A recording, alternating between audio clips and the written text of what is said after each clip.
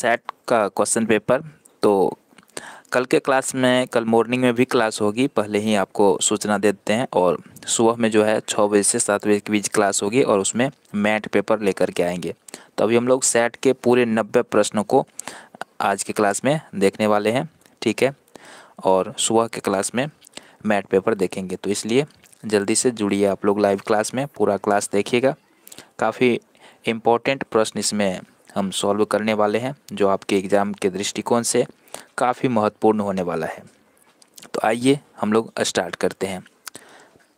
पहला देखिए, यहाँ से पहला प्रश्न है, जो इंग्लिश मीडियम के बच्चे हैं, आप यहाँ से देख सकते हैं। आपको इंग्लिश में भी जो है यहाँ पे देखने को मिलेगा, काफ़ी सारे बच्चे इंग्लिश मीडियम के भी होते हैं। कौन सी धातु नरम होती है और चाकू से काटी जा सकती है? ऑप्शन में दिया है सोना, सोडियम, कैल्शियम, तांबा। तो जल्दी से कमेंट करके बताइए इसका सही आंसर क्या हो सकता है। जल्दी से कमेंट में आपको लिखना है इसका सही आंसर क्या हो सकता है। तो देखिए यहाँ पे क्या कह रहा है, कौन सी धातु है जो नरम होती है और चाकू से काटी जा सकती है? तो ऐसा धातु कौन सा है? सोडियम। कौन सा हो जाएगा? सोडियम। ऑप्शन बी बिल्कुल सही उत्तर है। चलिए आगे बढ़ते हैं अगले प्रश्न की ओर। क्वेश्चन नंबर 92 में CO2 का कौन सा गुण इसे अग्निशामक यंत्र में उपयोग करने के लिए उपयुक्त बनाता है? CO2 यानी कार्बन डाइऑक्साइड जो होता है, तो इसको अग्निशामक क्या होता है? आग बुझाने वाला जो यंत्र होता है उसमें CO2 यानी कार्बन डाइऑक्साइड गैस का उपयोग करते हैं। तो आखिर इसमें ऐसा क्या गुण है जो इसका उपयोग किया जाता है? ठीक है, तो यहाँ पे ऑप्शन में दिया है यह ऑक्सीजन से हल्का है, फिर दिया है यह ईंधन के तापमान को बढ़ाता है, यह ऑक्सीजन से भारी है, सिलेंडर से निकलने पर यह मात्रा में सिकुड़ता है। तो इसका सही उत्तर क्या होगा? यह क्या होता है? ऑक्सीजन से भारी होता है, ठीक है। तो ये नीचे चला जाता है जिसके कारण ऑक्सीजन ऊपर आता है और आग को बुझाने का काम करता है। तो इसका तीसरा विकल्प जो है सही होगा, ठीक है। ऑप्शन सी बिल्कुल सही उत्तर है। आइए अगला प्रश्न करते हैं। भारत में सहायक संधि लागू करने वाला गवर्नर जनरल कौन था? भारत में सहायक संधि लागू करने वाला गवर्नर जनरल कौन था? चलिए जल्दी से कमेंट में लिखिएगा। जो भी बच्चे आज के क्लास में जुड़े हैं तो लाइक कर दीजिएगा और उसके बाद आंसर दीजिएगा। चलिए सही उत्तर क्या होगा इसका?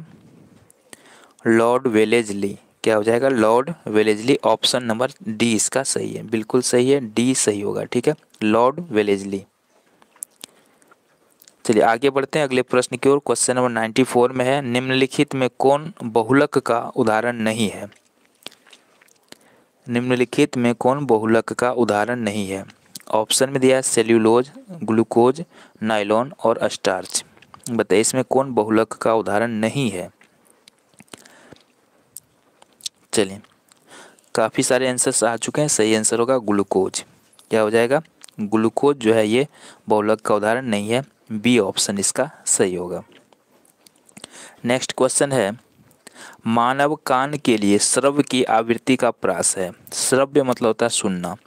तो मानव का जो कान है वो कितना से कितना के बीच की ध्वनि के जो है सुन सकता है? चलिए क्या हो जाएगा इसका? तो ये हो जाएगा 20 हर्ट्ज से 20,000 हर्ट्ज तक, ठीक है। कितना तक के सुन सकता है मानव? 20 हर्ट्ज से लेकर 20,000 हर्ट्ज तक को, तीसरा ऑप्शन सही होगा, ठीक है। और इसके बीच का जो ध्वनि होता है तो इसको कहते हैं श्रव्य ध्वनि, ठीक है। और 20 हर्ट्ज से कम और 20,000 हर्ट्ज से ज़्यादा होगा तो उसको पराश्रव्य ध्वनि कहते हैं। तो यहाँ पे तीसरा ऑप्शन सही होगा। अगला प्रश्न देखते हैं। क्वेश्चन नंबर 96 में है, जंग का रासायनिक सूत्र है। जंग का रासायनिक सूत्र क्या है?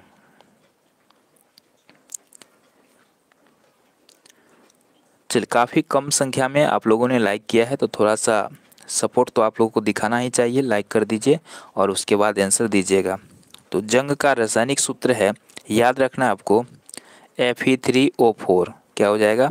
Fe3O4। ऑप्शन नंबर 1 इसका सही होगा, ठीक है, ऑप्शन नंबर 1। अगला प्रश्न करते हैं, तड़ित तूफान के समय छाता लेकर चलना चाहिए, खुले स्थान पर खड़े हो जाना चाहिए, ऊंचे स्थान पर चले जाना चाहिए, किसी कार अथवा बस में खिड़की दरवाजे बंद कर बैठना चाहिए। तो अगर त्वरित या तूफान हो तो उस समय क्या करना चाहिए? कौन सा ऑप्शन इसमें सही है? क्या हो जाएगा? छाता लेकर चलना चाहिए, ये भी गलत है। खुले स्थान पर खड़ा होना, ये भी गलत है। ऊंचे स्थान पर, ये तो और गलत है। किसी कार अथवा बस में खिड़की दरवाजे बंद कर बैठना चाहिए अगर यात्रा में हो तो। ऑप्शन नंबर डी बिल्कुल सही है। आइए अगला प्रश्न करते हैं। ओजोन परत हमें किन विकिरणों से बचाती है? ओजोन परत हमें किन विकिरणों से बचाती है? चलिए इसका क्या हो जाएगा? ऑप्शन में दिया है अवरक्त किरण, माइक्रोवेव, परावैंगनी, एक्सरे। तो सभी को याद है ओजोन परत जो होता है वो परावैंगनी किरण से हमारी रक्षा करता है। ठीक है, कौन सा हो जाएगा? परावैंगनी, यानी सी ऑप्शन बिल्कुल सही है। ठीक है, ऑप्शन सी। आइए अगला प्रश्न करते हैं। सभी वाहनों के डिजाइन इस प्रकार बनाए जाते हैं ताकि द्रव घर्षण बढ़ जाए, द्रव घर्षण कम हो जाए, इससे द्रव घर्षण नहीं बदलता। इस तथ्य की कोई वैज्ञानिक अवधारणा नहीं है। तो यहाँ पे कौन सा कथन सत्य आपको लग रहा है? तो इसका सही उत्तर क्या होगा? द्रव घर्षण कम हो जाए। ठीक है, इस प्रकार से डिजाइन बनाया जाता है कि द्रव घर्षण कम हो। तो यहाँ पे बी ऑप्शन सही होगा। चलिए आगे बढ़ते हैं। अगला प्रश्न है, मानव नेत्र के पारदर्शी अग्रभाग को डैश कहा जाता है? हाँ, सुबह में जो है मैट पेपर होगा, सुबह 6 बजे से 7 बजे तक। ठीक है, तो आप लोग जुड़ सकते हैं सुबह के लाइव क्लास में, सुबह 6 बजे से 7 बजे तक। चलिए, काफ़ी सारे बच्चे जुड़े हुए हैं आज के क्लास में, बहुत अच्छा है। और आप लोग आंसर भी दे रहे हैं। सही आंसर इसका क्या है? मानव नेत्र के पारदर्शी अग्रभाग को क्या कहा जाता है? तो इसको कॉर्निया कहते हैं। ऑप्शन ए इसका सही होगा। ठीक है, जिसने ऑप्शन ए चुना है बिल्कुल सही है। अगला प्रश्न देखते हैं। किसी क्षण चुंबक का उत्तरी ध्रुव किसी दूसरे क्षण चुंबक के उत्तरी ध्रुव पर डैश बल लगाता है? उत्तरी ध्रुव पर कौन सा बल लगाएगा? तो यहाँ पे देखिए उत्तरी ध्रुव तो दोनों तो सेम हो गया। ठीक है, तो सजातीय यहाँ पे हो गया। तो सजातीय में क्या होता है बताइए? क्या होता है? प्रतिकर्षण होता है। ठीक है, यहाँ पे क्या था प्रश्न? किसी चुंबक का उत्तरी ध्रुव किसी दूसरे क्षण चुंबक के उत्तरी ध्रुव पर डैश बल। तो यहाँ प्रतिकर्षण हो जाएगा। उत्तरी ध्रुव। अगर अलग अलग ध्रुव रहता तो आकर्षण होता, सेम हो गया तो प्रतिकर्षण, यानी बी होगा। अगला प्रश्न है, रेटिना पर बना प्रतिबिंब वस्तु हटाने के बाद भी लगभग डैश बना रहता है? कितना देर तक बना रहता है? रेटिना पर बना प्रतिबिंब वस्तु हटाने के बाद भी लगभग डैश बना रहता है। तो सही उत्तर क्या है? कितना देर तक ये बना रहता है? ऑप्शन नंबर 4 सही होगा। 1/16 सेकंड तक ये बना रहता है। डी ऑप्शन सही होगा। Option number D. नेक्स्ट प्रश्न लेते हैं। चींटी के डंक में कौन सा अम्ल मौजूद होता है? चींटी के डंक में कौन सा अम्ल मौजूद होता है? चलिए, काफ़ी सारे बच्चों ने सही आंसर दिया है। ऑप्शन एक होगा फॉर्मिक अम्ल। चींटी के डंक में कौन सा अम्ल होता है? फॉर्मिक अम्ल होता है। ऑप्शन ए सही होगा। अगला है, कौन सा सूचक मूल विलयन में गुलाबी रंग देता है? Question number 104। कौन सा सूचक मूल विलयन में गुलाबी रंग देता है? ऑप्शन में मिथाइल ऑरेंज, लाल लिटमस पेपर, फिनेप्थलीन, नीला लिटमस पेपर। तो इसका सही उत्तर क्या है? फिनेप्थलीन, ये हो जाएगा ऑप्शन नंबर सी। ठीक है, अगला है, मोम का पिघलना किस प्रकार के परिवर्तन का उदाहरण है? मोम का पिघलना किस प्रकार के परिवर्तन का उदाहरण है? बताइए, मोम अगर पिघलता है तो कोई नया पदार्थ बनता है क्या, है ना। तो यहाँ पे सही उत्तर क्या हो सकता है इसका, भौतिक परिवर्तन, है ना, क्योंकि मोम पिघलने से कोई नया पदार्थ बनेगा नहीं, तो वो होता है भौतिक परिवर्तन। सी ऑप्शन सही होगा। अगला प्रश्न है, खाद्य पदार्थों के भंडारण के लिए बनाए जाने वाले डिब्बों में लोहे के ऊपर टीन का विद्युत लेपन किया जाता है, क्योंकि इसका क्या कारण है। टीन लोहे से ज़्यादा क्रियाशील होता है, टीन लोहे से कम क्रियाशील होता है, टीन और लोहा दोनों बराबर क्रियाशील होते हैं, उपरोक्त तीनों सही है, तो क्या हो सकता है। इसका सही उत्तर होगा टीन लोहे से कम क्रियाशील होता है, दूसरा ऑप्शन से होगा बी। आइए अगला प्रश्न करते हैं, प्राकृतिक गैस का प्राथमिक घटक कौन सा है। प्राकृतिक गैस का प्राथमिक घटक कौन सा है।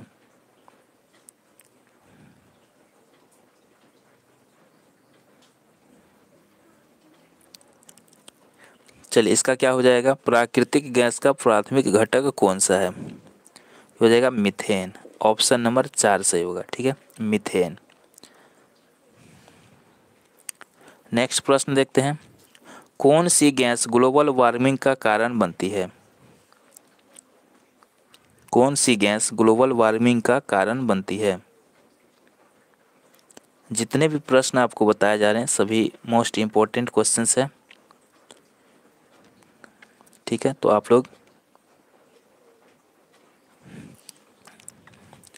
कौन सी गैस ग्लोबल वार्मिंग का कारण बनती है, क्या हो जाएगा, कार्बन डाइऑक्साइड। ऑप्शन नंबर 4 इसका सही होगा, ठीक है, ऑप्शन नंबर 4। अगला देखते हैं, कैलोरीफिक मान की इकाई क्या है।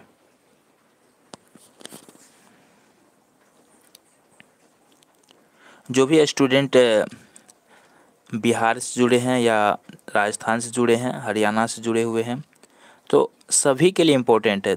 देखिए, एनएमएस का जो सिलेबस होता है सभी राज्यों का सेम होता है। अगर आप अदर स्टेट के भी स्टूडेंट हैं तो क्लास को देखिए, ठीक है। जो भी क्वेश्चंस बताए जा रहे हैं वो सभी के लिए इम्पोर्टेंट होता है, ठीक है। तो आप लोग ऐसा नहीं सोचना है कि ये बिहार का है, कि ये झारखंड का है या हरियाणा का है, सभी को देखना है, ठीक है, सभी को समझना है, देखना है, क्योंकि सभी राज्यों के लिए एनएमएस का जो सिलेबस होता है वो सेम ही होता है। तो यहाँ पे सही उत्तर क्या हो जाएगा, KJ/kg, ठीक है, ऑप्शन नंबर सी इसका सही होगा।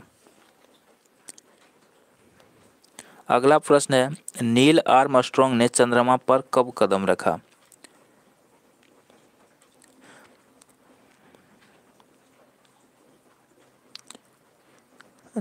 चलिए, क्या इसको बड़ा करके दिखाएं या इस तरह से रहने दें, ठीक है। आप लोग एक बार कमेंट में लिखिएगा। इंग्लिश वाला को साइड कर देते हैं, अगर इंग्लिश मीडियम के स्टूडेंट नहीं है आज के क्लास में तो, ठीक है। अगर कोई होंगे इंग्लिश मीडियम के स्टूडेंट तो कमेंट में लिखिएगा, ठीक है। यहाँ कुछ बच्चों को पढ़ने में दिक्कत हो रहा होगा तो बड़ा करके दिखाते हैं। नील आर्मस्ट्रॉन्ग ने चंद्रमा पर कब कदम रखा था, तो सही उत्तर क्या है इसका बताइए, 21 जुलाई 1969 ईस्वी को। तीसरा ऑप्शन इसका सही होगा, ठीक है, ऑप्शन नंबर तीसरा। आइए अगला प्रश्न करते हैं, जब एक पटाखा प्रज्वलित किया जाता है तो एक अचानक प्रतिक्रिया होती है। इस प्रतिक्रिया में ऊष्मा, प्रकाश, ध्वनि और बड़ी मात्रा में गैस बनती है। ऐसी प्रतिक्रिया को क्या कहते हैं।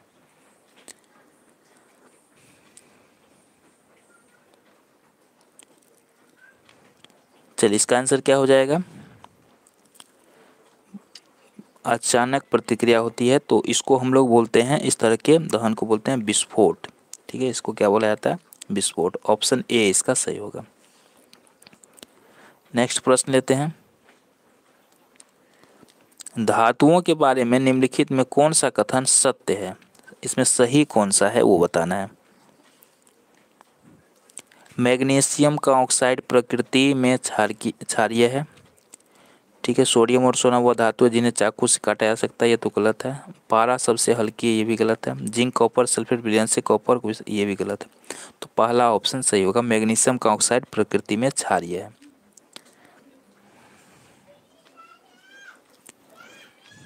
नेक्स्ट प्रश्न देखिए, ब्रेल लिपि में कितने बिंदुकित पैटर्न होते हैं? ब्रेल लिपि जिसका आविष्कार लुई ब्रेल ने किया था, जो व्यक्ति देख नहीं सकते हैं वैसे व्यक्ति के लिए ब्रेल लिपि से पढ़ना आसान होता है, तो उसमें कितने बिंदुकित पैटर्न होते हैं?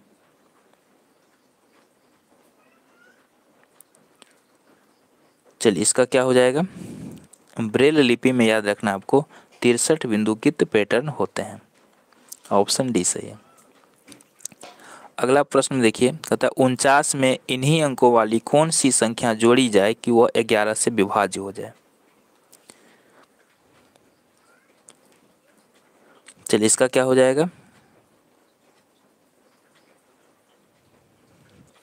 49 में इन्हीं अंकों वाली, इन्हीं अंकों का क्या मतलब है, 4 और इसमें 9 है तो 4 9 ही होना चाहिए, है ना।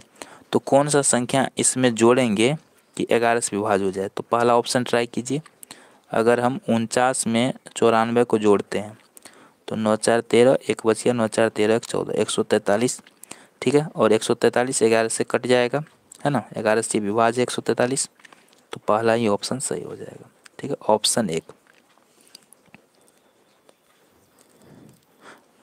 मृत वनस्पति के कोयले में परिवर्तन की धीमी प्रक्रिया क्या कहलाती है? मृत वनस्पति के कोयले में परिवर्तन की धीमी प्रक्रिया कहलाती है, इसको क्या बोलते हैं? याद रखिएगा, इसको बोलते हैं कार्बनीकरण, ठीक है, इसको क्या बोलते हैं? कार्बनीकरण बोलते हैं, ठीक है। जो मृत वनस्पति जो कोयला में बदलता है तो इस प्रक्रिया का नाम है कार्बनीकरण। सी ऑप्शन सही होगा। आइए अगला प्रश्न देखते हैं। 36 में 18 व्यक्ति पढ़ना पसंद करते हैं तो पढ़ने को पाई चार्ट में दर्शाया जाएगा। चलिए इसका क्या हो जाएगा, 36 में 18 व्यक्ति, तो 36 में 18 यानी कि मतलब आधा व्यक्ति जो है आपको पढ़ना पसंद करते हैं, तो उसका पाई चार्ट बनाना है। तो आधा के लिए क्या लिखेंगे, अर्धवृत्त सेक्टर, क्योंकि आधा व्यक्ति के लिए हमें दर्शाना है तो अर्धवृत्त बनाएंगे। तो ऑप्शन नंबर सी इसका सही होगा, तीसरा सही होगा। अगला प्रश्न है,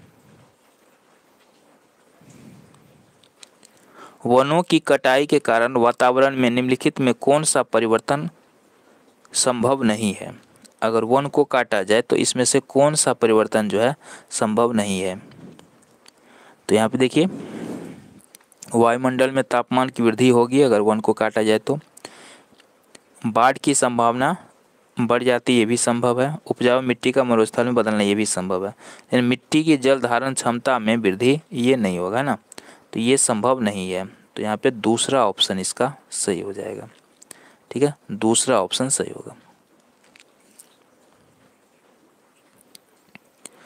अगला प्रश्न है, नालंदा विश्वविद्यालय की स्थापना की थी? बताइए, नालंदा विश्वविद्यालय की स्थापना किसने की थी?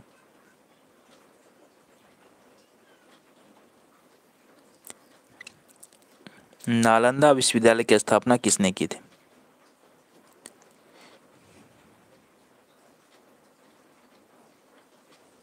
चलिए सही आंसर क्या है याद रखना आपको, नालंदा विश्वविद्यालय की स्थापना क्या था, कुमार गुप्त ने।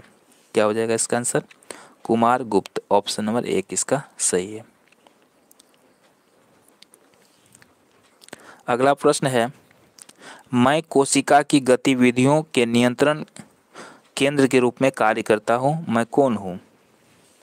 देखिए सवाल को पहेली की तरह से पूछा है ना, तो आपको भी आंसर देना है। मैं कोशिका की गतिविधियों के नियंत्रण केंद्र के रूप में काम करता हूँ, तो मैं कौन हूँ? तो ये महाशय कौन है बताइए, ये महाशय है केंद्रक। कोशिका का नियंत्रण कौन करता है, केंद्रक करता है, तो ऑप्शन नंबर सी इसका सही होगा। अगला प्रश्न है, पर्यावरण प्रदूषण को हम कैसे रोक सकते हैं? पर्यावरण प्रदूषण को हम कैसे रोक सकते हैं? डीजल कार के प्रयोग से तो प्रदूषण ही बढ़ता है, है ना। पेट्रोल कार के प्रयोग, इससे प्रदूषण बढ़ेगा। वाहनों में सीएनजी किट के द्वारा, है ना, सीएनजी का अगर प्रयोग किया जाए तो इससे प्रदूषण कम होता है। तो दूसरा ऑप्शन इसका सही होगा। अगला प्रश्न है, ये काफ़ी बड़ा सा ये प्रश्न है, पढ़ लेते हैं पहले। कार्बन की खेती के बारे में निम्न में से कौन सा कथन सही है? कार्बन की खेती के बारे में, वह खेती जिसमें जंगलों को काटकर जलाकर साफ करने के बाद फसल उगाई जाती है जब तक कि वह अनुपजाऊ न हो जाए। तो ये तो गलत है। मिट्टी की सेहत उपजाऊपन को सुधार कर फसल देती है तथा रासायनिक रिसाव को जल स्रोतों में कम डालती है, जैव विविधता को बढ़ाती है। ये वाला सही हो जाएगा, दूसरा ऑप्शन। चलिए अगला प्रश्न देखते हैं।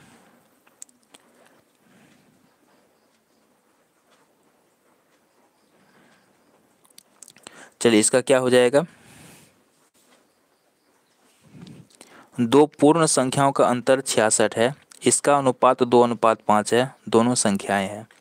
देखिए अनुपात में जब भी दिया रहे तो इसको x लगा के मान लीजिएगा। तो यहाँ पे अनुपात में दिया है तो एक हो गया, पहला संख्या मान लेते हैं। पहला संख्या क्या मानेंगे? 5x। और दूसरा हो गया, दूसरा क्या होगा? 2x। और दोनों का अंतर दे रखा है 66। तो ये हो गया 5x माइनस 2x, अब बराबर क्या है? 66। 5x में से 2x जाएगा, क्या बचेगा? 3x बराबर 66। तो यहाँ से x का मान कितना आएगा? x का मान आएगा 22, 22 या 66 होगा। ठीक है, तो यहाँ पे हो गया x का मान 22। अब यहाँ पे पहला क्या माने थे? 5x, तो 5 गुना 22 यानी 22 पंचा हो जाएगा 110, और दूसरा 2x है तो 22 दूनी 44। तो तीसरा ऑप्शन इसका सही हो जाएगा। ठीक है, ऑप्शन नंबर तीसरा। अगला प्रश्न है, मध्यकालीन भारत में दीवान ए विराजत विभाग संबंधित था। मध्यकालीन भारत में दीवान ए विराजत विभाग किससे संबंधित था? चलिए जो भी बच्चे लेट से जुड़े हैं क्लास में तो वीडियो को लाइक करते जाइए और उसके बाद आंसर दीजिएगा। पूरा 90 प्रश्न होगा सेट का, और मॉर्निंग में भी क्लास होगी तो उसमें मैथ के सभी 90 प्रश्न को हल किया जाएगा। ठीक है, तो इसलिए पूरा क्लास देखना है। तो इसका सही उत्तर क्या है कमेंट में लिखिए। राजस्व, इसको क्या बोला जाता था? राजस्व। तीसरा ऑप्शन इसका सही होगा। वैदिक काल में ग्राम से बड़ी संस्था होती थी। वैदिक काल में ग्राम से बड़ी संस्था कौन होती थी?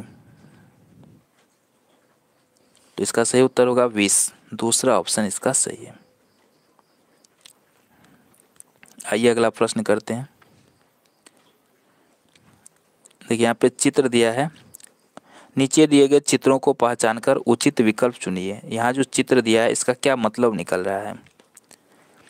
तो यहाँ पे देखिए स्पर्म्स यहाँ पे आ रहे हैं, ये ओवेन है, ठीक है, अंडाशय है, और यहाँ पे देखिए युग्मनज बन रहा है ना। तो यहाँ पे क्या हो रहा है ये हमें बताना है। तो यहाँ पे निषेचन हो रहा है और यहाँ पे युग्मनज बना है, तो निषेचन और युग्मनज, तो चौथा ऑप्शन यहाँ पे सही होगा। ठीक है, निषेचन और युग्मनज। मैथ का क्लास, मैथ का भी इसी में है, 90 प्रश्न होगी तो इसमें बीच बीच में आपको मैथ का भी क्वेश्चंस देखने को मिलेगा।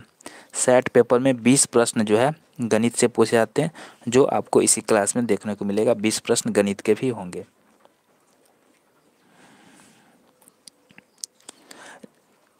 दिए गए सूक्ष्मजीव और उन समूह का नाम बताइए जिससे यह संबंधित है। तो इसमें जो आपको दिखाई दे रहा है चित्र में, वह जो है कौन सा सूक्ष्मजीव है और वह किस समूह में आता है? चलिए जल्दी से कमेंट में लिखिए क्या होगा। तो ये क्या है?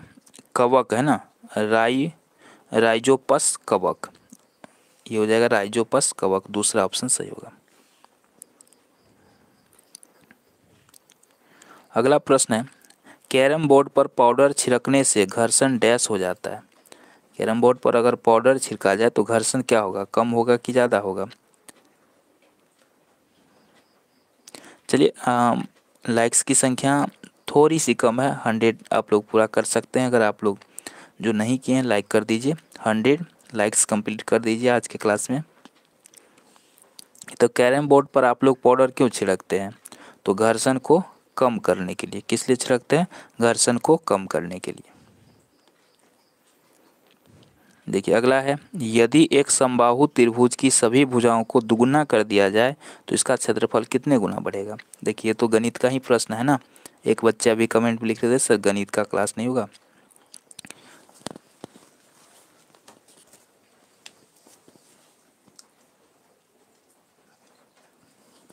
देखिए इसमें क्या है, एक समबाहु त्रिभुज। समबाहु त्रिभुज किसको कहते हैं? जिस त्रिभुज की सभी भुजा आपस में बराबर होती है।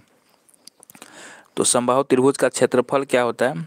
√3/4 गुना होता है भुजा स्क्वायर। ठीक है, तो यहाँ पे कहता है सभी भुजाओं को दुगुना कर दिया जाए। तो सभी भुजा को दुगुना कर दिया जाए तो अगर मान लीजिए कि यहाँ पे ये इसका तो फॉर्मूला हो गया क्षेत्रफल निकालने का। अब इसमें मान लेते हैं कि इसका भुजा 1 है तो इसका क्षेत्रफल कितना होता है? √3/4 ये होता है 1 का स्क्वायर करेंगे तो 1 ही आएगा, है ना। अब इसका भुजा को दुगुना कर दिया जाए तो दुगुना अगर करेंगे तो 1 का डबल करते हैं 2 हो जाएगा। तो यहाँ पे तब कितना हो जाएगा? √3/4 तब हो जाएगा 2 का स्क्वायर। तो 2 का स्क्वायर कितना हो जाएगा? 4। तो इधर भी 3/4 है, इधर भी 3/4 है, ये तो कट जाएगा √3/4 √3/4। तो इधर हो गया 1, इधर हो गया 4, तो कितना गुना बढ़ गया? 4 गुना बढ़ जाएगा, है ना। तो ऑप्शन नंबर तीसरा इसका सही होगा, 4 गुना बढ़ जाएगा। सौर परिवार का लघुत्तम ग्रह है। लघुत्तम का मतलब होता है सबसे छोटा, लघु मतलब छोटा, है ना। तो सौर परिवार में जो सूर्य का परिवार है तो उसमें सबसे छोटा ग्रह कौन सा है? तो सबसे छोटा ग्रह कौन है बताइए? बुध ग्रह जो है सबसे छोटा है। बी ऑप्शन सही है। 128 समझ में नहीं आया तो इसका क्या हो जाएगा? बुध ग्रह। 128 में देखिए एक बार फिर से इसको दोबारा बता देते हैं। देखिए एक समबाहु त्रिभुज है, ठीक है। कहता है सभी भुजाओं को दुगुना कर दिया जाए तो इसके क्षेत्रफल कितना गुना बढ़ेगा? तो समबाहु त्रिभुज, यहाँ भुजा तो दिया नहीं है तो मानना ही पड़ेगा। तो इसका सूत्र होता है समबाहु त्रिभुज का क्षेत्रफल बराबर √3/4 गुना भुजा स्क्वायर। तो भुजा हमें यहाँ पे तो दिया नहीं है तो मान लेते हैं भुजा 1 है, ठीक है। तो इस तरह से इसको करेंगे सोल्व। फिर क्या कर रहा है, अगला स्टेप क्या है कि भुजा को दुगुना कर रहा है। तो फिर से हो गया √3/4। अब भुजा को दुगुना कर रहा है तो 1 लिए थे इस बार, यहाँ पे 1 जरूरी नहीं कि 1 ही ले, यहाँ पे कुछ और भी संख्या ले सकते हैं, ठीक है। तो हम 1 ले लिए सुविधा के लिए। फिर इसका डबल करता है तो डबल करेगा तो कितना होगा? 2 का स्क्वायर, है ना। तो ये तो इसको काट दीजिए, दोनों सेम ही है। तो बचा कितना? इधर 1 इस साइड 4। तो इधर 1 था, इधर 4 हो गया। तो कितना गुना बढ़ गया? 4 गुना बढ़ जाएगा उसका क्षेत्रफल अगर भुजा को डबल किया जाए तो। चलिए अगला प्रश्न लेते हैं। डैश फर्श की टाइलें, रसोई के बर्तन और कपड़े बनाने के लिए इस्तेमाल किया जाने वाला एक प्लास्टिक है जो आग का प्रतिरोध करता है। तो इसमें से कौन सा होगा जो आग का प्रतिरोध करता है?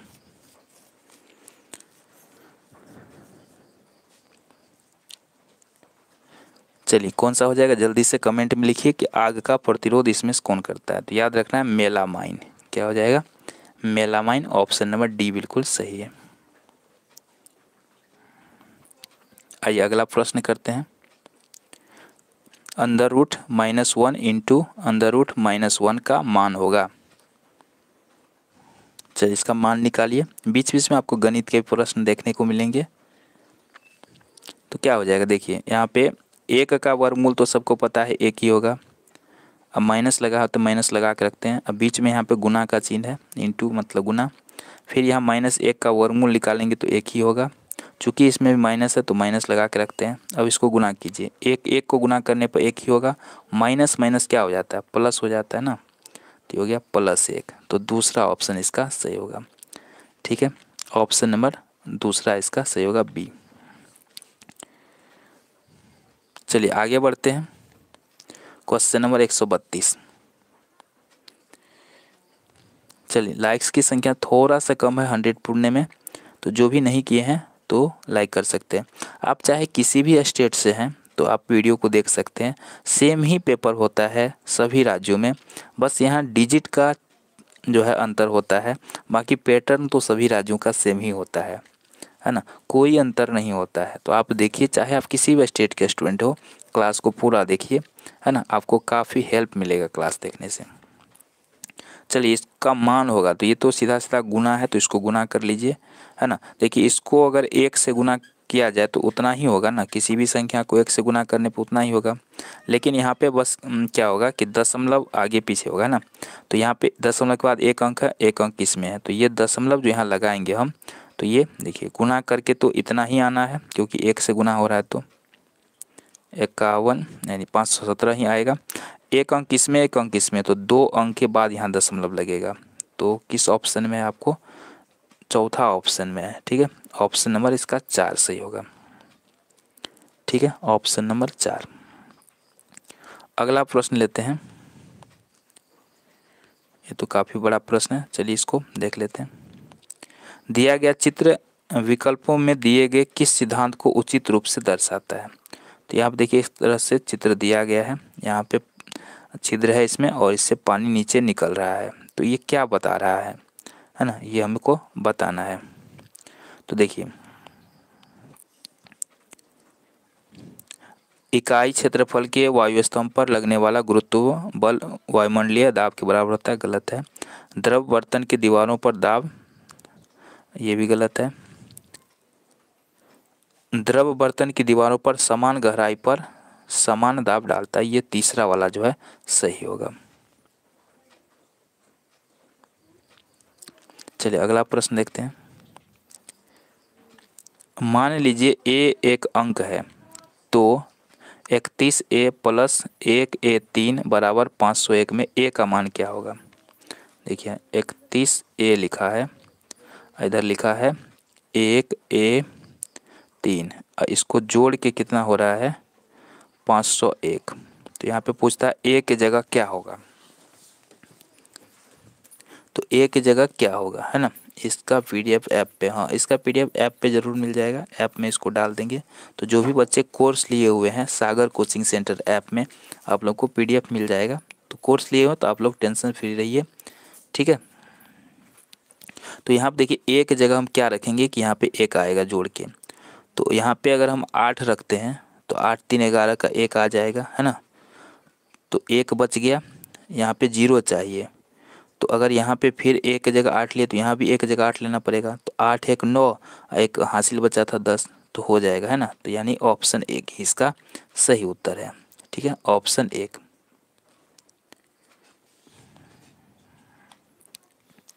अगला प्रश्न लेते हैं। घर्षण से ऊष्मा उत्पन्न होती है, इस सिद्धांत को निम्न में से किस क्रियाकलाप के द्वारा सिद्ध किया जा सकता है? घर्षण से ऊष्मा, इसको कैसे सिद्ध करेंगे? ठीक है, रगड़ने पर ऊष्मा उत्पन्न होती है, ये सही है। माचिस की तीली के खुरदरे सिरे पर रगड़ने वो जल उठती है, सही है। विद्युत मिक्सर को कुछ मिनट तक चलाना जार गर्म हो जाता है, ये भी सही है। तो उपर्युक्त में सभी क्रियाकलाप जो है सही है, तो सब सही है, तो इसलिए हो जाएगा ऑप्शन नंबर डी। ठीक है, ऑप्शन नंबर डी। चलिए आगे बढ़ते हैं, अगला प्रश्न देखते हैं। चलिए इसको सॉल्व कीजिएगा, गणित का प्रश्न है ये। चलिए 100 लाइक्स कंप्लीट हो चुका है, बहुत बहुत धन्यवाद आप लोगों का कि आप लोग एक्टिव रहते हैं, क्लास देखते हैं और लाइक भी करते हैं। बिहार का फॉर्म, देखिए बिहार में अभी इलेक्शन चल रहा है, तो सभी नेता लोग अफसर लोग इलेक्शन में बिजी, इस कारण से फॉर्म नहीं आ रहा है। जैसे ही इलेक्शन ख़त्म होगा तो आपका फॉर्म जल्दी ही आ जाएगा। ठीक है, तो आप लोग तैयारी करते रहें, ये तो 100% है कि फॉर्म आएगा, है ना। तो आप लोग तैयारी पे फोकस कीजिए, ठीक है। फॉर्म तो आना ही है और आएगा तो आपको पता चल ही जाएगा, है ना। चलिए इसको बनाइएगा, पहले इसको सॉल्व करेंगे। 3 को 1 से गुना करेंगे 3, 3 में से 1 गया 2, अब बट्टा हो जाएगा 3, है ना। इसको सॉल्व करने के बाद इसका क्या निकालना है? घन। घन का मतलब पावर में 3, तो 2 का घन हो जाएगा 8, 3 का घन हो गया 27, तो 8/27 यानी कि तीसरा ऑप्शन इसका सही होगा। ठीक है, ऑप्शन नंबर तीसरा इसका सही होगा। ठीक है, ऑप्शन नंबर सी। आइए अगला प्रश्न करते हैं। दशांश स्थान तक 13.572 का सही मान है। कहाँ तक लेना है? दशांश स्थान तक। चलिए, तो दशांश स्थान तक पूछता है, तो दशांश कहते किसको, पहले इसको समझिए। देखिए, दशमलव के बाद पहला जो अंक है उसको कहते हैं दशांश, दूसरे अंक को कहते हैं शतांश, और तीसरा जो होता है उसको सहस्त्रांश। तो यहाँ पे दशांश तक का ही हमको मान लेना है। ठीक है, तो इधर हो गया 13 यहाँ जो दशांश पे 5 है, तो बाकी को छोड़ने के लिए नियम क्या होता है दशमलव वाला में, कि यहाँ पे हमको 5 तक ही लेना है। तो उसके बाद अगर 5 या 5 से ज़्यादा रहता है तो उसमें से एक ले लेते हैं। ठीक है, और उसको क्या करते हैं, बाकी को छोड़ देते हैं। तो यहाँ पे 5 के बाद 7 है, तो 5 से ज़्यादा है तो एक इसमें से ले लीजिए, तो ये हो जाएगा 13.6। तो ऑप्शन नंबर इसका कौन सा सही होगा? Option number 4। ठीक है, ऑप्शन नंबर 4। चलिए नेक्स्ट प्रश्न देखते हैं। XYZ के गुणक है।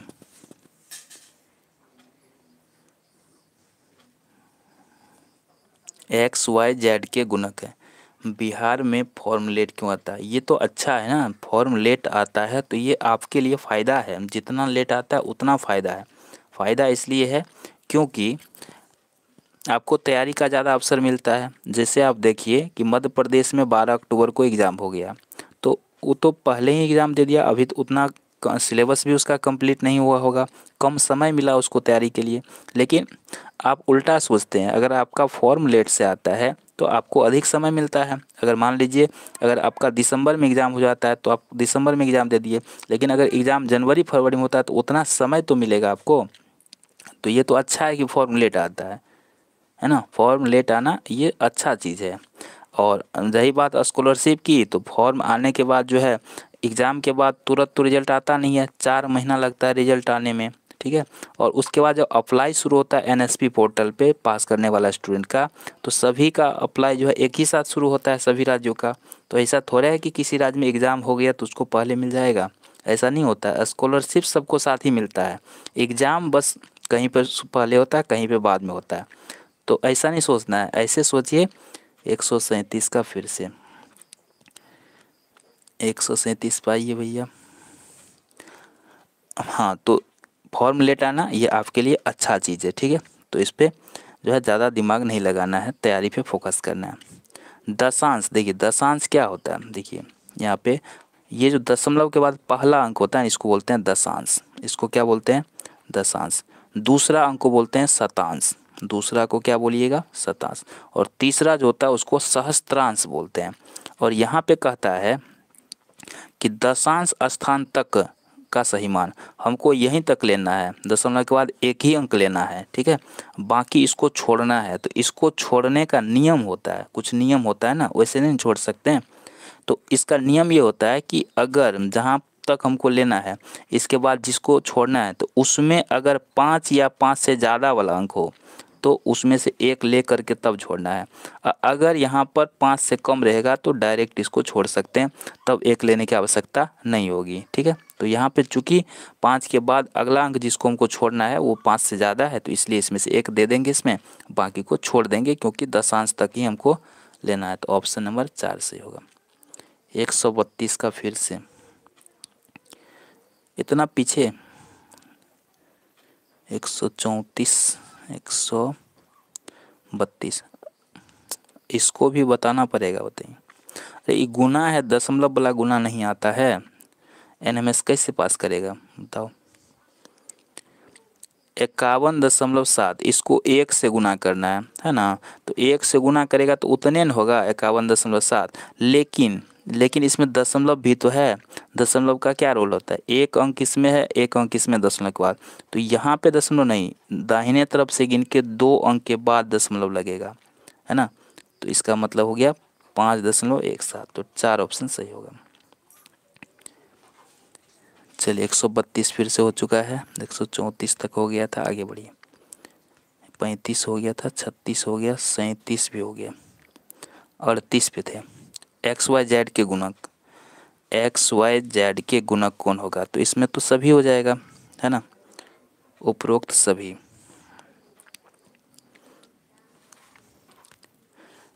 एडमिट कार्ड कब तक आएगा?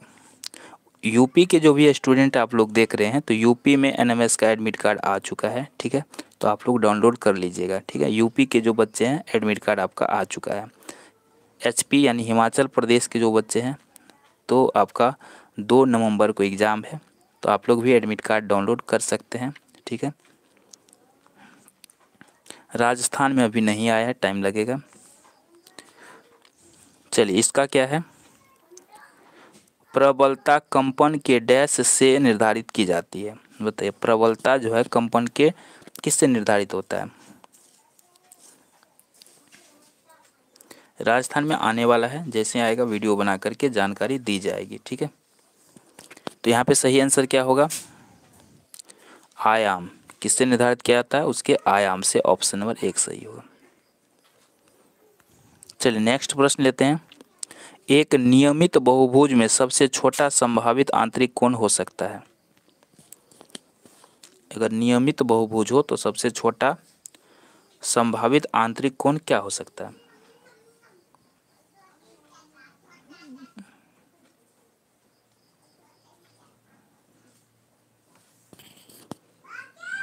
चलिए, इसका क्या हो जाएगा?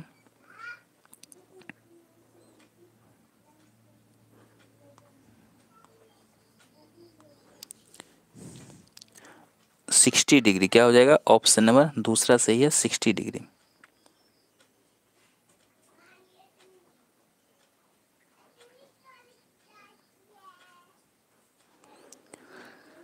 चलिए अगला प्रश्न देखते हैं।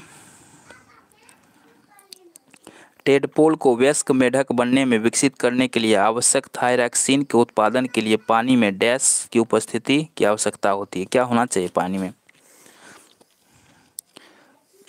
कुछ भी समझ में नहीं आ रहा है।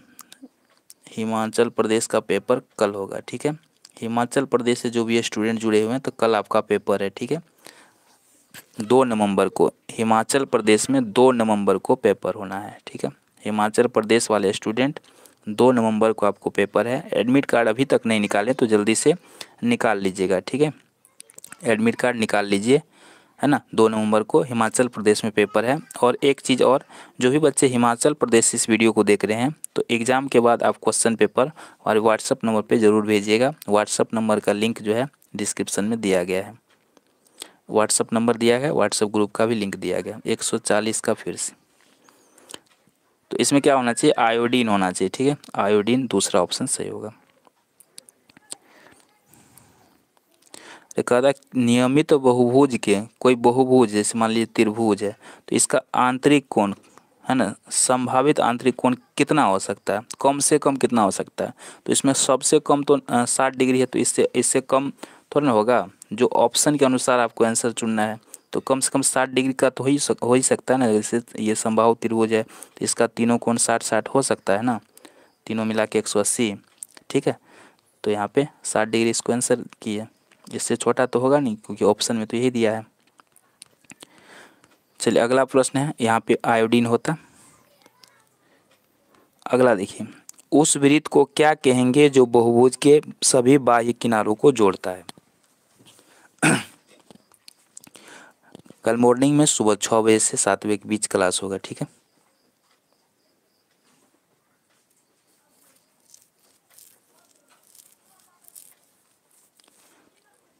चलिए क्या हो जाएगा इसका? उस वृत्त को क्या कहेंगे जो बहुभुज के सभी बाह्य किनारों को जोड़ता है? तो इसको हम लोग बोलते हैं परिवृत्त। इसको क्या बोलते हैं? परिवृत्त बोलते हैं।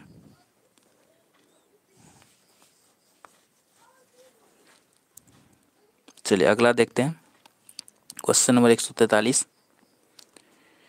यूपी के एडमिट कार्ड आ चुका है। जो भी बच्चे यूपी से हैं, तो आप लोग अपना एडमिट कार्ड डाउनलोड कर सकते हैं, है ना। वीडियो बना चुके हैं कैसे डाउनलोड करना है।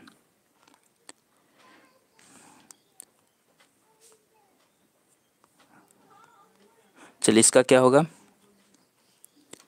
देखिए यहाँ पे 100 पर पावर है 0, तो किसी भी संख्या पे पावर 0 हो तो उसका मान 1 होता है। 20 पे पावर 0 तो उसका मान 1 होता है। 5 पे पावर 0 तो उसका मान 1। ये कितना हो गया जोड़ के? 3 हो जाएगा। ऑप्शन नंबर 4 इसका सही है। ठीक है, ऑप्शन नंबर 4।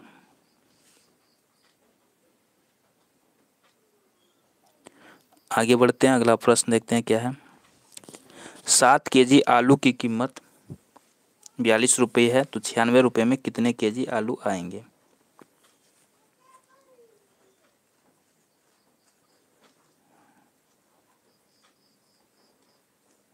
चलिए, इसका क्या हो जाएगा? बड़ा ही आसान है। 7 केजी आलू का जो है 42 रुपया है, तो 1 केजी का कितना हो जाएगा तब?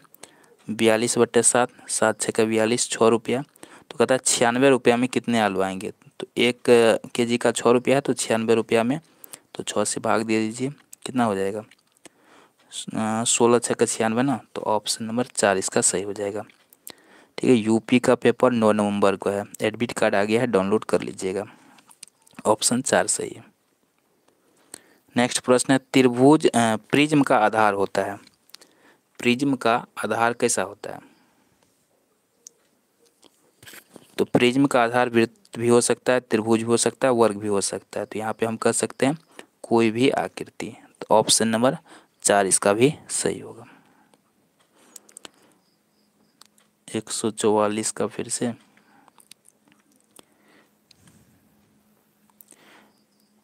7 केजी आलू का कीमत है 42 रुपया। 7 केजी खरीदते हैं तो 42 रुपया। 1 केजी खरीदेंगे तो कितना लगेगा?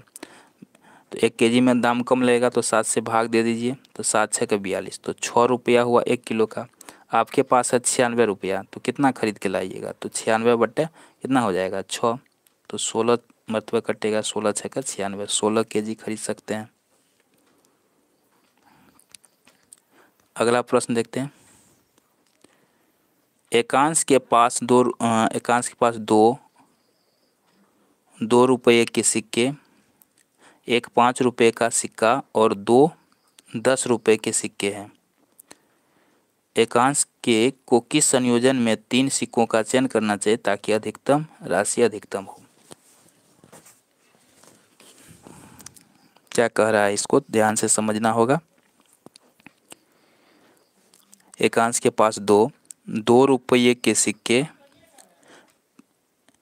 एक 5 रुपये का सिक्का और 2 10 रुपये के सिक्के हैं। एकांश को किस संयोजन में सिक्कों का चयन करना है ताकि राशि अधिकतम हो, मतलब ज़्यादा पैसा हो, है ना? तो इसको कैसे चयन करेगा? चौथा ऑप्शन क्या है? तो यहाँ पे क्या हो जाएगा? ज़्यादा के लिए क्या करना होगा? यहाँ पे 2 5 रुपया, 1 10 रुपया, ज़्यादा नहीं होगा। 3 10 रुपया और 1 5 रुपये का सिक्का। यहाँ पे 10 रुपये का कितना सिक्का है? 2 10 रुपये का सिक्का है ना, 2 10 रुपये। यहाँ पे कहता है 3 10 रुपये का सिक्का, तो ये तो होगा नहीं। 4 2 रुपया, ये तो 2 रुपया वाला तो कम में हो जाएगा। 2 10 रुपये का सिक्का है तो उसको चयन कर लेगा, और 1 5 रुपये का सिक्का। तो चौथा ऑप्शन इसमें सबसे सटीक है, सबसे सही है। अगला प्रश्न देखते हैं। उस घनाभ का आयतन क्या होगा जिसकी लंबाई 8xy, चौड़ाई 3xy और ऊंचाई xy हो? क्या पूछ रहा है? घनाभ का आयतन। 142 का फिर से 42 का फिर से बता दिए थे।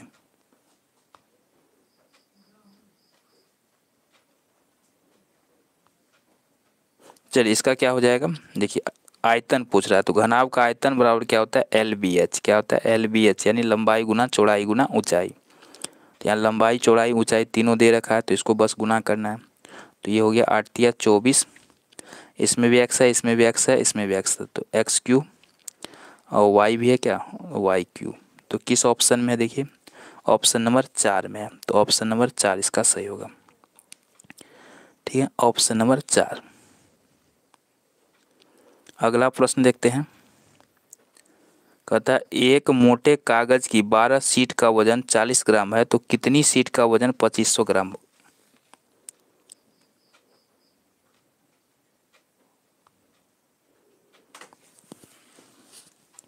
एक मोटे कागज की 12 शीट का वजन 40 ग्राम है तो कितनी शीट का वजन 2500 ग्राम होगा। तो इसको कैसे बनाएंगे, तो 12 शीट का वजन है 40 ग्राम, तो पहले एक शीट का निकालिए तो कितना हो जाएगा 40/12। और चूँकि यहाँ पे 2500 ग्राम है ना, तो हम क्या करेंगे, हमें निकालना है कितनी सीट का। तो यहाँ पे हम इसको दो तरीका, या तो पहले भाग दे के और फिर 2500 में भाग देंगे, या डायरेक्ट 2500 में हम इस संख्या से भाग देते हैं, या भाग नहीं दे करके डायरेक्ट भाग देते हैं। तो ये कितना हो जाएगा 2500। भाग को कैसे बनाते हैं, गुना में बदल के, 40/12 है तो ये हो जाएगा 12/40। ये 0 0 कट जाएगा, 4 तिया 12। अब बच गया 250 गुना 3, तो कितना हो जाएगा 750। तो ऑप्शन नंबर 1 इसका सही है। ठीक है, ऑप्शन नंबर 1 इसका सही होगा।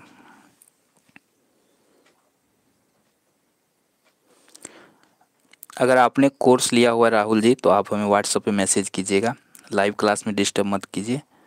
अगर आपको कोर्स लिए हैं, कोई भी प्रॉब्लम आता है, आपको व्हाट्सएप नंबर पता होगा है ना, तो उस पर आप मैसेज कीजिएगा। ठीक है, क्लास के बाद उस पर मैसेज कीजिएगा। 148 का फिर से अभी तो बताए तुरंत।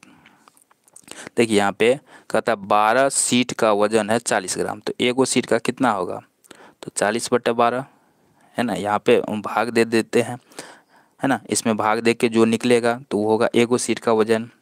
तो यहाँ पे कहता है 2500 ग्राम का वजन कितना सीट का होगा, तो 2500 में भाग देना है एक सीट के वजन से। तो एक सीट का वजन इतना है, तो इसको भाग दीजिए 2500। भाग कैसे बनाते हैं, भिन्न का भाग आपने बनाया होगा है ना, तो गुना में बदल के, तो इसको गुना में बदलिएगा तो ये होगा 12/40। 0 0 कटेगा, यहाँ 4 तिया 12, 250 तिया 750। ऑप्शन नंबर 1 सही होगा। अगला बनाइएगा, बिंदु -5 2 करीब है, किसके करीब है,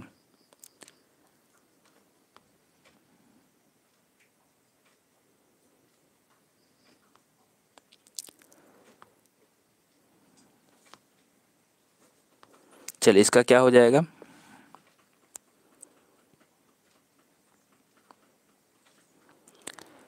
-5 और 2 किसके करीब होगा, तो -5 और 2 ये हो जाएगा y अक्ष के करीब। ठीक है, किसके करीब होगा, y अक्ष के करीब होगा। तो यहाँ पे दूसरा ऑप्शन सही है। अगला है -2/3 में क्या घटाएं कि -1 प्राप्त हो। -2/3 में क्या घटाएं, तो यहाँ पे हमें पता नहीं है क्या घटाना, तो x ले लीजिए, x घटाते हैं तो -1 प्राप्त होता है। ये समीकरण बन गया, इसको सॉल्व करना है। तो ये हो गया x बराबर क्या निकलेगा -1, इधर ये माइनस में है तो इधर प्लस में आ जाएगा। ठीक है, तो इसको सॉल्व कीजिए, 3 को 1 से गुना करेंगे -3 + 2/3, तो आ जाएगा -1/3। ये दूसरा ऑप्शन इसका सही होगा। ठीक है, कौन सा सही है, फिर से देख लेते हैं। -2/3 में क्या घटाएं कि -1 प्राप्त हो। -2/3 में क्या घटाएं, तो हमें नहीं पता क्या घटाएं, तो x घटाते हैं तो कितना प्राप्त हो रहा है -1।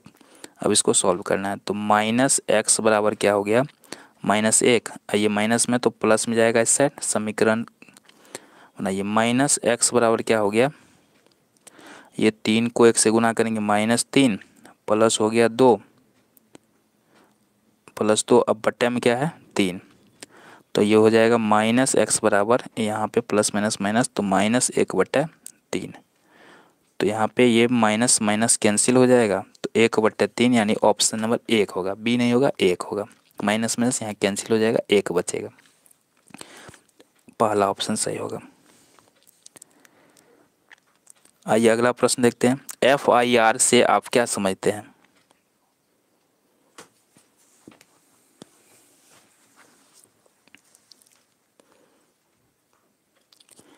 FIR से आप क्या समझते हैं, चल जल्दी से कमेंट में लिखिए, FIR से आप क्या समझते हैं। तो FIR का मतलब होता है प्रथम सूचना रिपोर्ट।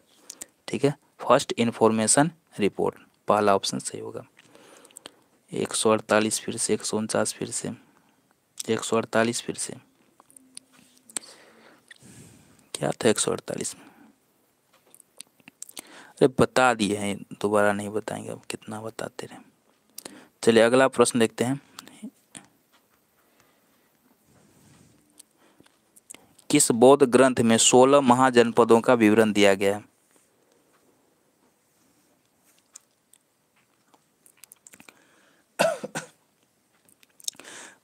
किस बौद्ध ग्रंथ में 16 महाजनपदों का विवरण दिया गया है? किस में दिया गया है? अंगुत्तर निकाय में। तीसरा ऑप्शन इसका सही होगा, अंगुत्तर निकाय।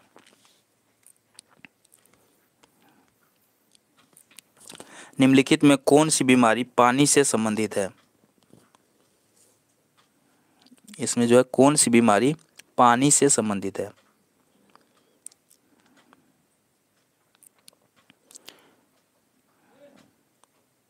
चलिए इसका क्या होगा? कौन सी बीमारी पानी से संबंधित है? तो इसमें पानी से संबंधित बीमारी कौन सा है? हैजा, दूषित जल के कारण होता है। तो ऑप्शन नंबर दूसरा सही। चोल प्रशासन में प्रांतों को कहा जाता था?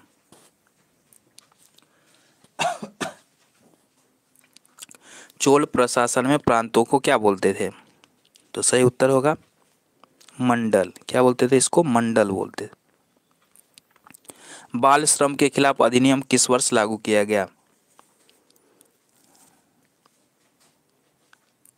चलिए इसका क्या हो जाएगा? बाल श्रम के खिलाफ अधिनियम किस वर्ष लागू किया गया था? 2006 ईस्वी में। सही आंसर क्या होगा? 2006 ईस्वी में।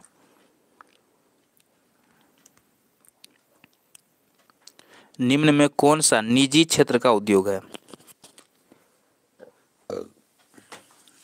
इसमें कौन सा निजी क्षेत्र का उद्योग है? तो टाटा आयरन एंड स्टील उद्योग ये निजी क्षेत्र का उद्योग है। दूसरा ऑप्शन सही होगा। अगला प्रश्न है, निम्नलिखित वाक्यांशों के साथ उनके संबंध के अनुसार मिलान करें। या मिलाना है और उसके आधार पर उत्तर होगा। ठीक है, काफी बड़ा ये प्रश्न है। चलिए इसको छोड़ते हैं, अगला प्रश्न लेते हैं। भारतीय संविधान कब लागू किया गया? भारतीय संविधान कब लागू किया गया?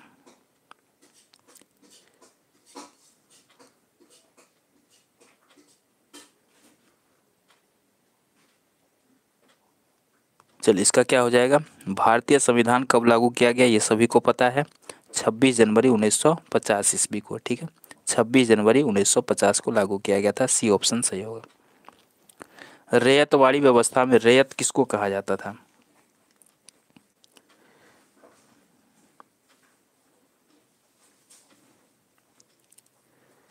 रैयतवाड़ी व्यवस्था में रैयत किसको बोलते थे? किसान को रैयत बोला जाता है। ठीक है, रैयत किसको बोलते हैं? किसान को। आज भी रैयत बोला जाता है किसान को।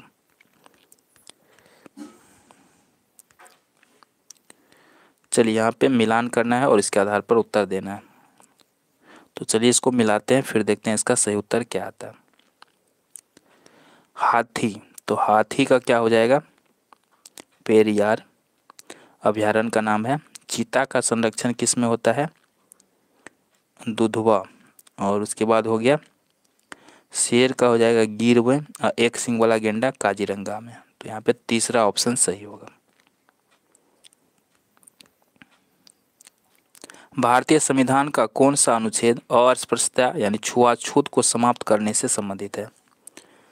छुआछूत को समाप्त कौन सा अनुच्छेद में किया गया है? काफी बार ये प्रश्न पूछा जाता है, तो याद रखिएगा अनुच्छेद 17 में इसका वर्णन है। कितना में? अनुच्छेद 17 में। चलिए अगला प्रश्न है, वह कौन सी प्रक्रिया है जिसमें सतह के पास पड़े खनिजों को खोदा जाता है?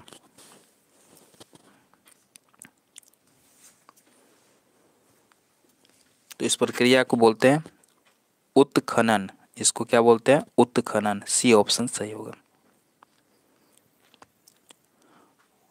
टापोग्राफी का अर्थ है, टापोग्राफी का अर्थ है किसी भूमि क्षेत्र की प्राकृतिक विशेषताएं, नदियों पर्वतों आदि की स्थिति, स्थलाकृति। ये पहला ऑप्शन सही होगा। कौन सी अमेरिकन कंपनी भोपाल गैस त्रासदी के लिए उत्तरदायी है?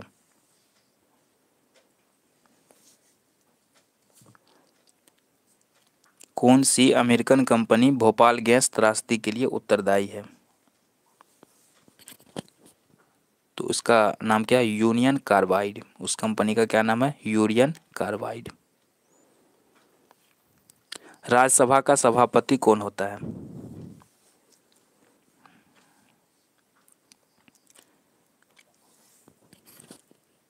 क्या हो जाएगा? राज्यसभा का सभापति होता है भारत का उपराष्ट्रपति। कौन होते हैं? भारत का उपराष्ट्रपति। राज्यसभा का सभापति कौन होते हैं?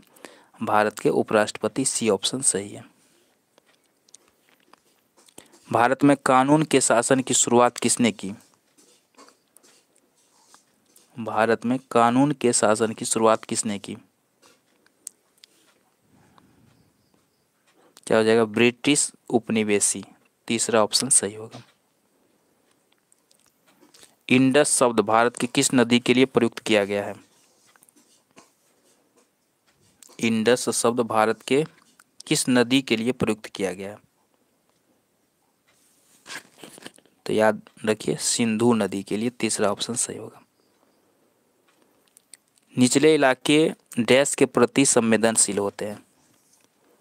निचले इलाके में क्या होता है? ज़्यादा किसका खतरा होता है? तो क्या होगा? बाढ़ आ जाता है ना, निचले इलाके में रहने वाले के लिए ज़्यादा बाढ़ का खतरा होता है। दूसरा ऑप्शन सही होगा, बाढ़।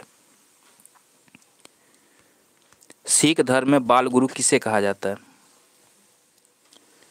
सिख धर्म में बाल गुरु किसको कहा गया है? गुरु हरकिशन को। किसको कहा गया? गुरु हरकिशन को बाल गुरु कहा गया। भारत में सर्वोच्च न्यायालय के न्यायाधीश कितनी आयु पर सेवानिवृत्त होते हैं?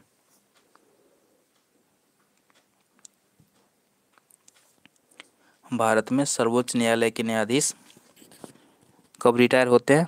65 वर्ष की आयु में। याद रखिएगा, सर्वोच्च न्यायालय के न्यायाधीश 65 वर्ष की आयु में रिटायर होते हैं। तो ऑप्शन नंबर इसका कौन सही होगा? डी सही होगा। ठीक है, डी, 65 वर्ष की आयु में। निम्न में किस धातु से सिलिकॉन प्राप्त होता है? सिलिकॉन किससे प्राप्त होता है? बिल्लोर पत्थर से। किससे होता है? बिल्लोर पत्थर से सिलिकॉन प्राप्त होता है। यहाँ पे मिलाने के लिए और इसके आधार पर उत्तर देना है।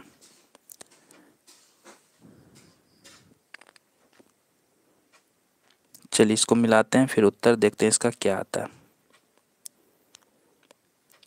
भू उपयोग, तो ये हो जाएगा भू उपयोग, है ना, भूमि का उपयोग, भूमि उचित उत्पादन, ये हो जाएगा तीसरा से। ठीक है। धरन खड़ी मिट्टी, ये होगा कार्बनिक पदार्थ जमाव।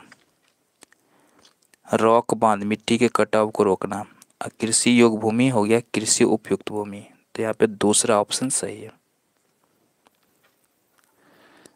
अगला है राखी गढ़ी हरियाणा में किस जिले में स्थित है? राखी गढ़ी हरियाणा में किस जिला में है? तो यह है आपको हिसार जिला में। दूसरा ऑप्शन सही होगा। किसी वस्तु पर लगने वाला बल, किसी वस्तु पर लगने वाला बल क्या होता है? वस्तु की आकृति में परिवर्तन ला सकता है, सही है। गतिशील वस्तु, ये भी सही है। हाँ, तो यहाँ पे क्या हो जाएगा? दोनों ऑप्शन सही है, एक और दो, तो ऑप्शन नंबर यहाँ पे 4 सही हो जाएगा। ठीक है, ऑप्शन नंबर 4। प्राचीन काल में शिक्षा प्राप्ति करने से पहले दिया जाने वाला संस्कार कौन सा था? तो शिक्षा प्राप्ति से पहले जो संस्कार होता था उसको बोलते थे उपनयन। निम्न में कौन सा उद्योग द्वितीयक गतिविधि है? कौन सा उद्योग जो है द्वितीयक गतिविधि के अंतर्गत आता है? तो याद रखिए, पर्यटन उद्योग जो है द्वितीयक गतिविधि के अंतर्गत आता है। कृषि जो है प्राथमिक उद्योग है। निम्न फसलों में किस फसल को ग्रीन गोल्ड कहा जाता है?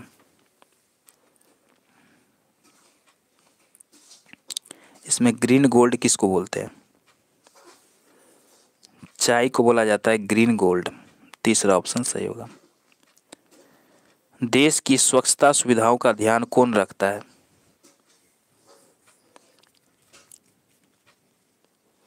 तो बिल्कुल सी जाहिर सी बात है, कौन रखेंगे? स्वास्थ्य मंत्री।